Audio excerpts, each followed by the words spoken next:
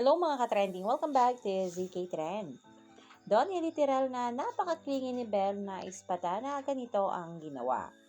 Hanggang ngayon, naglalabasan pa rin ang mga larawan ni Donnie at Belle mula sa selebrasyon ng kaarawan ni Dr. Vicky Bello. Di pa rin makaget over ang mga fans ng Don Bell dahil bawat larawan ng dalawa na pinost sa social media ay animoy mag-asawa na.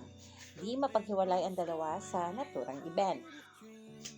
At lumabas nga mga larawan na ito ng Don Bell sa isang video na kung saan nahagip ang dalawa. Ayon dito sa Showbiz Chika Dora Network, di daw si Belle ang kasama ni Donnie. Grabe, nagbulag-bulagan na talaga sila. Klarong-klaro naman na si Belle ito na kasama ni Donnie.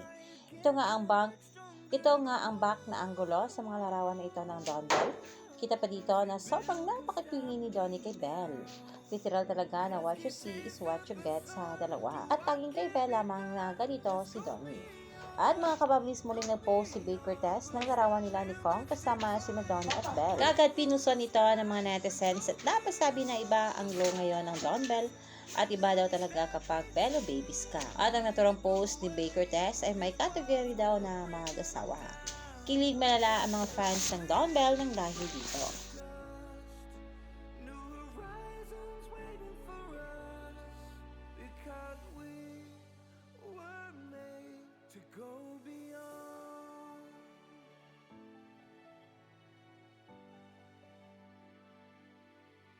Kayo mga ka-trending, anong opinion nyo at reaction nyo tungkol dito?